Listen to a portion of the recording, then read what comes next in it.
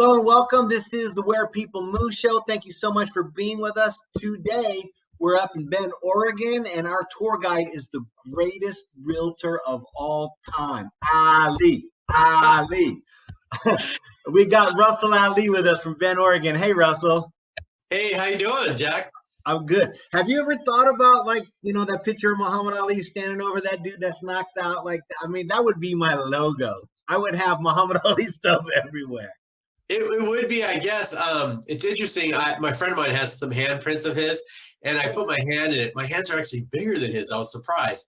But, I used to use the like when people say, how do you spell your name? I'm like, Ali, like Muhammad Ali. But lately, people are like, who? That's a horror. That's a shame, shameful shame. Shame on you, America. He's the greatest. He is. Back to his hands though. I remember seeing him on Johnny Carson, and Beretta was on there.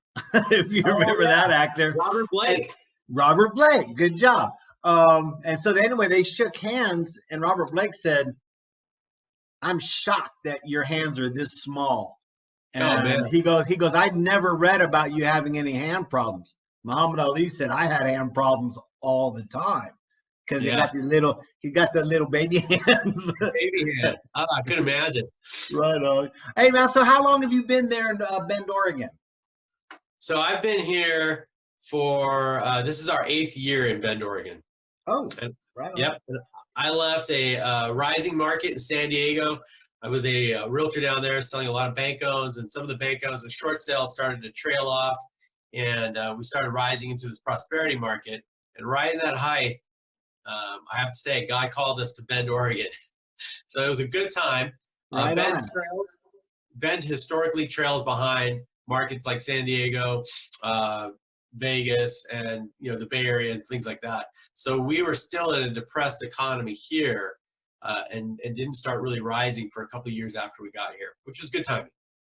So now, did you get back into REOs and short sales as soon as you got to Bend, Oregon, or? Well, when you move markets, you give up your accounts and you have to reapply. And Sure. So for like Wells Fargo, for Chase, and for all the different servicers, some of the servicers I didn't have, they didn't have a complimentary person here.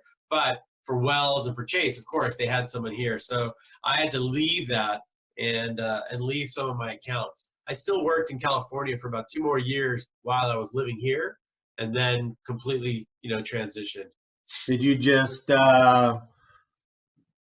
weekends jump on a plane, or how did you do that? Actually, I had a really good assistant who ended up getting her license, and she was working with me. I had a great transaction coordinator, and it was good to have a good team. And so I can go back and forth for certain things, but for some of the listings that I had that were short sales, and then some of the other buyers it was easier it was easy to deal with it going back and forth. Nice, right on. And so you've been in Bend for 8 years doing real estate. How long have you been in real estate altogether? 14 years. 14 years. Okay, so I guess you like it. Oh, well, I was saying I got into this when the market crashed. So I was a lender. I was a wholesale lender. We all got bounced out of our jobs in 2006, 2007. And I was praying about it. And God was leading me, saying, this is where I want you to be. I want you to continue your ministry in real estate. So I was like, all right, I'll do it. I don't want to work weekends, but I'll do it. And so, that's where we ended up. And it's been great. All right, well then, tell us about your city. Well, Bend, you have cities around the United States. Like I've been to Washington, D.C. When you're there, people talk about, what do you do in politics? And New York, it's Wall Street. L.A., it's the movie or music industry, right? Yes. So when you come to and San Francisco, the .com and all the kinds of internet stuff online. But here, when you come here, people ask you, what's your activity? What do you like doing? Yeah, the conversation is centered around, what do you like doing in the outdoors? And we have everything from rock climbing, mountain biking, trail, long and short horse riding, equestrian, golfing, spas. We have mountain climbing. We have 3 10,000-foot peaks. We have, everything from 50 places to fish within 60 miles. We have beautiful lakes, volcanic lakes, clear water. We have world-renowned fishing on a lot of our lakes. We have a lot of fishing guides. The mountain biking is off the hook insane. We're the #1 mountain bike location. We have hundreds, we have so many miles. And you can ride year round. We have different locations where you can ride in the east side, outside of the snow, and then you ride in the mountains. You can take a shuttle, many shuttles up and ride 23 miles downhill, which is awesome. Are you a mountain biker? I do. I like mountain biking. Nice. I'm a mountain couch surfer. Oh, okay, got it. Although I could do that in any, I'm really good at it, so I don't want to brag, but I could do it in any terrain. Any terrain. Yeah, any terrain. Yeah. It's interesting. All the people here are like athletes in an interesting sense. Whether they're skiing, surf, we have in the river, we have a stationary surf spot. So like the river is designed where you can surf in the river. And there's people up here 6 in the morning surfing. Conversely, there's people 6 in the morning playing ice hockey. So yeah, and that's what active people do. And surfers get out there early, man. God bless them. That's I'll be on the couch. So now, what's your favorite part about Bend? Is it the activities or? One of the things where we were happy when we moved here is all the activities. I mean, we've done everything, like hiking, snowshoeing, skiing, frisbee golf. There's a lot of frisbee golf courses. So you name it, we've tried out so many. We've gone into caves with big flashlights for a mile. We've done so many different activities here, and it's been amazing just to have the outdoors like at your fingertips. Everything is so close by. That's so cool, right? Yeah, we get about 2.9 million visitors a year, and now, granted, our town's only 91,000, 95,000 people. That's a lot. So now, is that where the Ducks is? The Ducks are? The Ducks are in Eugene. Okay, Bend. Are you guys the Beavers, huh? Well, we do have an OSU Cascade. So the Beavers do have a satellite campus that they just are going into a 4-year campus. And so now we're going to see I feel exponential growth. We have 3 sets of apartment buildings going up, bringing in 600 units in our immediate west side location. Wow. So, but we have a shortage. We have a shortage of housing for sale. We have a shortage of rentals. Well, that's America right now, baby. Yeah, they say about the average is 10 people a day are moving to Central Oregon. All right, so now let's. This wasn't on our list, but how competitive is it out there since there's a housing shortage? I mean, are multi offers just the way it is? Well, we do see multiple offers like this, and it goes in waves because typically when our winter sets, we see less deals happening. So we move from an average of 2 months of inventory to 3 months of inventory historically every year. And then barring like when we had the downfall where we had like 6 months and plus of inventory. But in these prosperous years, you're seeing this time of year 3 months. Now, when we have light winters where there's not a lot of snow on the ground or no snow in town, we see a lot more visitors, and then we have a lot more purchasing. So right now, we're experiencing a very early spring, which is similar also to the previous election cycle in 2016, where we saw a very early spring happen in buying. How often do people come in town, fall in love with it, and buy something? Well, they say if you come here once, you'll come here again. And the second time you come here, when people hear that you've been here for a second time, they're like, okay, so where are you moving to? Because it's that common that people come out here and the second time they buy. We have a lot of whimsical, first-time buyers or first-time visitors that buy. Yeah, it's just like drugs. First one's free. Right. So we get the gambit. We get people from the heat of Arizona. We also get people from the cold, frigid Alaska, and it's all at different times of the year. We get these, snowbirds or heat birds coming out here. Well, I know people when California was going through, and it'll always happen in California through our water shortages. People were definitely eyeing Oregon because I know you guys are just saturated with water.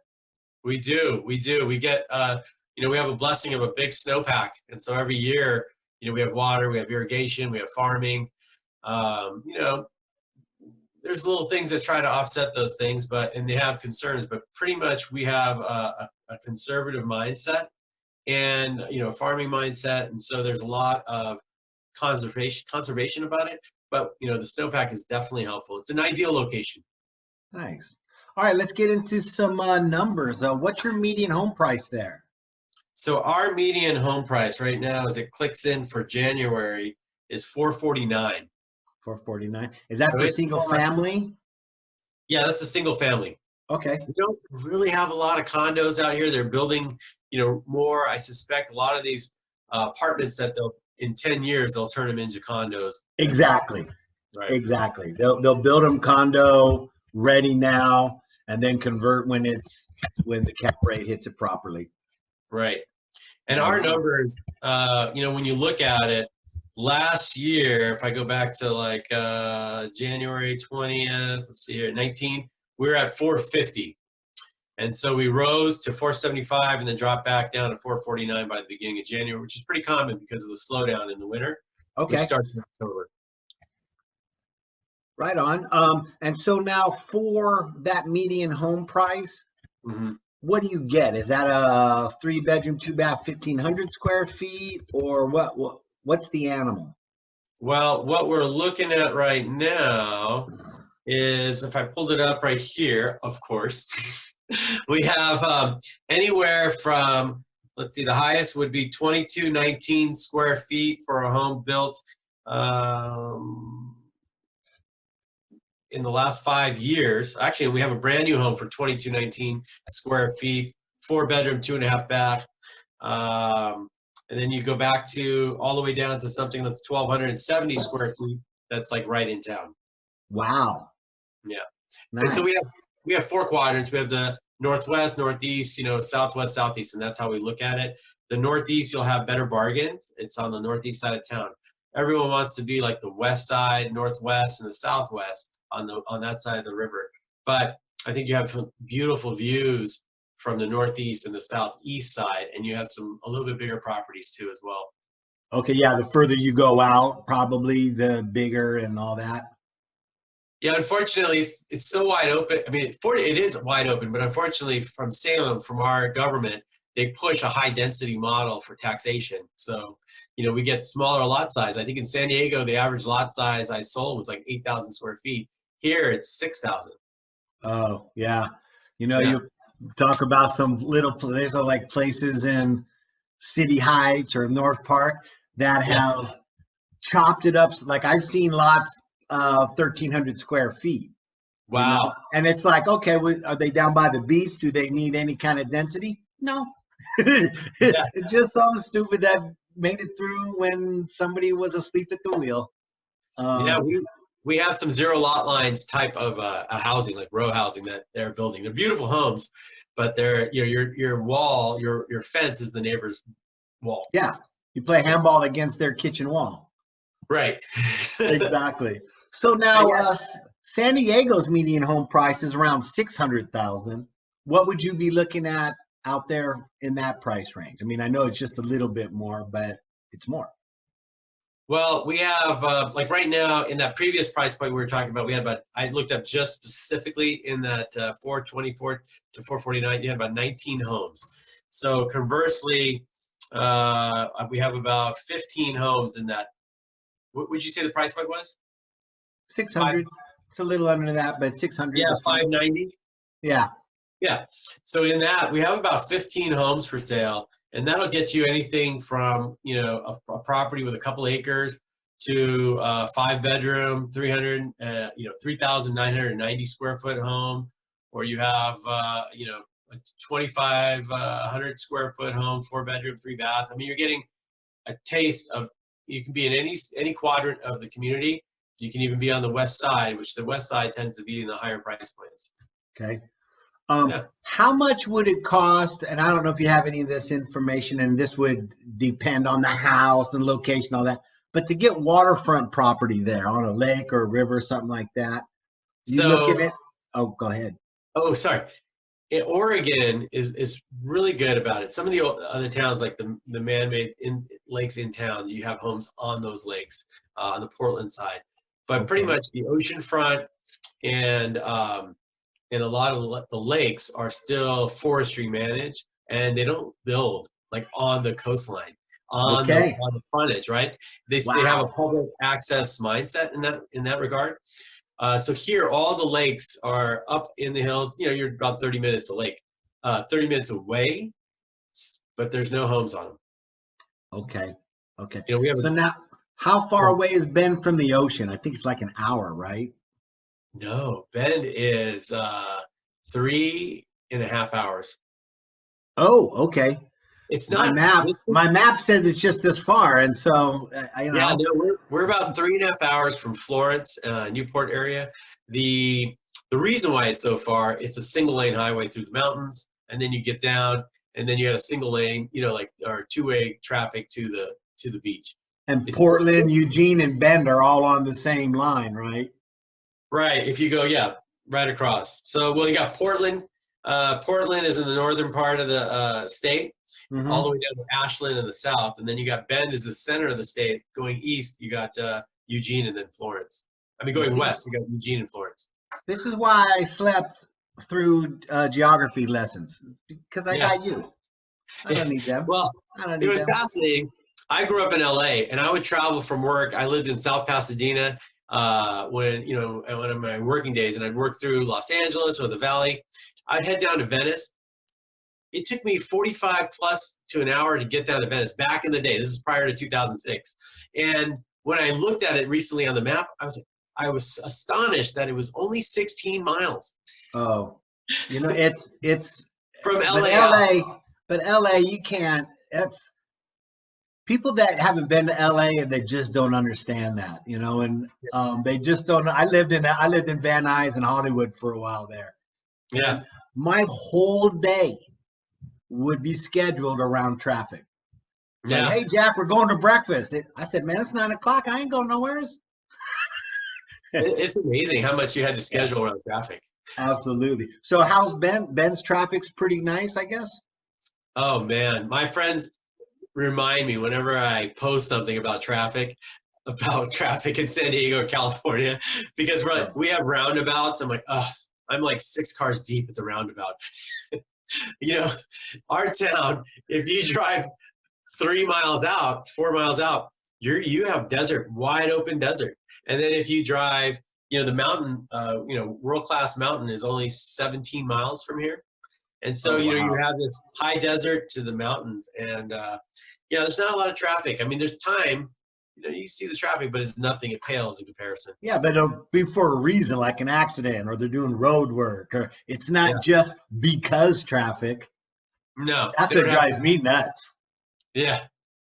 Like, and I remember in LA, you're just sitting, and you're sitting and sitting and sitting. You go, okay, there's a horrific accident up in front, so I'm gonna be a good guy and not. And you drive up, and there's nothing. There's Yeah. nothing, and they're just traffic. Okay, enough complaining for me. Well, I get around. We have, you know, we had 2 cars, and we decided to sell one. We weren't decided on what we're going to get, but for the last 9 months, I've been riding an electric bicycle to work and to meetings, and then also we have our car for our family. Sweet. That's something like that thrills me to no end because um I don't mind driving. I don't necessarily like having a car. I would love to have just one car in the family. And to have a realtor, you're very inspiring to me. Because this is what my wife always says is, I mean, you can't do that, stupid. You're a realtor. I'm like, well, my man Russell said so, and he's the greatest of all time. And so there you go. I've ridden my mountain bike out to appointments and then ridden to the next house too. Oh, do So, they have to follow you? no, I mean they get down to the next one, I'll zip down to the other one. I mean, it was pretty funny, but you know, and I've ridden my electric bike as well. So Yeah, that's great, man. Um, what are some up and coming areas there in Bend? wow, you know, we just did a whole expansion to the urban growth boundary. And so we have new schools on the northwest side of town, and then a new high school going in on the southeast side of town that have new communities going up. And so even on the northeast, so we have new schools coming up. We have in your upper end area, we have homes from, you know, the 700 to a million mark that are going in. We have like on the west side, there's like 700 new homes going in this one area over a period of years that back up to forestry. And so that is a very hot area. Our market, 550 and under, is very hot. There's multiple offers in that. But in the mid, it's surprising that mid market between 600 and 9 is a lot slower. It's a less percentage of homes being sold right now per month. But the million and over market, that market is also on fire. And you're talking big, you know, estate, or we have an area called Tetherow, where we have a lot of people from the Bay and other areas coming up, buying a home. Maybe it's a second home where you have your resort-like community. All right. So in between the 600 and 900, is there a chance for buyers to negotiate, or is it still a go in full price, give them anything they ask for, and then possibly try to get something on the request repairs? You can. Some people are savvy to that, but I think what you find. Hey, realtors, you better be savvy to that. Right. It's only a 20-year-old trick. Well, yeah, we definitely see that. What you see, in that market right there, you can get some deals, and you can write a very competitive offer because there's not going to be as many offers. You know, if it has a flat lot and it has some of the accoutrements that like people from California or maybe Seattle want, they're opposed to a hill, they don't want to shovel snow, you know, they want a short driveway, things like that, right? Then you can probably that property would be a little bit more competitive. But yes, you can. The other markets, in the competitive 550 and under market, I always suggest using an escalation clause where you're giving a price that's your max, and then you're going 1,000 over the highest bona fide price. I love those. I love those, and that's, you know, when you for any realtors out there haven't used those are extra nice for a couple of reasons. Not only are you're guaranteed the highest offer, it also, when the other agent, all of a sudden you lose, and the other agent's going to have to explain that hey, we had the highest offer. That's a guarantee. Why didn't we win? And he's going to have to explain it. And if he double-ended it, he's got explaining to do. Right. Right. So, great point, Russell. Great point on that. Real quick before we go, give us some predictions for Bend. That's coming around the next year, maybe a couple of years. Well, you know, predictions are off the top of my head. So, that's where we want them. Right. You know, it's funny when people give a statistic in a speech, the stats on that are they're right in the moment. But our market is interesting because we have a lot of people that work outside of our market. And so, you know, in the previous job, when the previous market recession, a lot of companies weren't set up to have remote. And so a lot of those people left the area and had to go back to an office, and, you know, our market tanked. And we've been at like a rise and fall economy historically, but we've been, our economic development has been pushing for a lot more business to come in. And we have a lot of companies that have less than 25 employees in it. So we have a lot of startups. We have a lot of new companies coming here. A lot of people in the higher price markets work out of the area. They work in San Francisco, in Seattle, you know, in other markets, and they work remotely. I just sold a house recently to a couple, and the wife works out of San Francisco. So, you know, if those companies maintain in the next downturn, then we won't see an exodus like we have, and we'll see a stability. You know, before in the last market, we had so many entrepreneurs, which is great, but those entrepreneurs, I can't tell you how many houses I sold as a short sale or bank owned that had whiteboards and business products left behind. You know, in this market, you still have lending practices that are still pretty tight. And so I don't believe we're going to see that exodus. And I think the market will continue to rise above the average here. But, you know, we're due for a correction. I mean, the prices are out of hand for the people who live and depend on this economy, because this economy is really, you know, the highest amount of jobs are in retail or tourism, and then you have government, hospital, you know, so. Yeah. Right on. I hope that answers the question, but I you know, I think it's a good market. It's a No, but resort. it does answer the question, because it was you talked about the things that are going to affect it. Yep. And I agree with you. A correction's got to come. Right. What will it be? I agree with you also. I don't think it'd be anywhere near last time, because all the loans are performing well.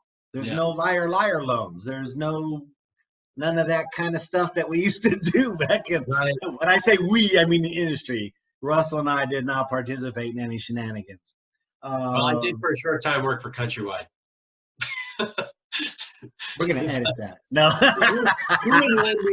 who in lending in the 2000s did not work for Countrywide? You know what I mean? Everybody. Everybody. I used to have my own brokerage, because my wife was a lender, and so she used to come by, hey, sign this, every once in a while. But I think Countrywide was one of our people, and I think that's one. Like, my wife didn't. She was supposed to come to real estate with me. She went into nutrition, and so now I'm on cheeseburger count. Yeah. Well, Jack, I'll say this. Our town has such a unique look to it. I mean, everything is conformed to make it look and appeal like a resort town. And so, you know, whether it's the style of homes and the street layout, the landscaping, you know, we are a destination town. People come here to go to Sun River. They come here to go to the mountains. They come here to go camping. So we have a high desire, much like San Diego, there's a high desire to be here. Well, Russell, for people that do want to get out there, how they get a hold of you? Well, is this where I give my phone number or no? Phone number. I want your address. I want some DNA. All right. Retinal eye scan. I'm sure I can have your information there, but you know, people can call me. You know, my number 541-728-4006. I'm with Fred Real Estate Group. We are a boutique shop, but we are also a large performing shop of locals, and we make local, you know, friendly. We make local a habit in how we do our business. And so what I love about our shop is that, you know, in Fred Real Estate, everyone is super friendly and really geared to the local environment. If you see any of our videos online, it's always us as agents doing activities out in the wild, you know, out in the wild. But outside of our habitat. and it's refreshing. It's been refreshing to be at this office, which frees me up because, you know, there's nothing in the background going on, that I'm so free to sell real estate and just enjoy helping families make the transition to Bend like we did. That's extra cool, man, and that helps with your demeanor, and all that helps you help your people. One more time with your contact info. Yeah, you can find me.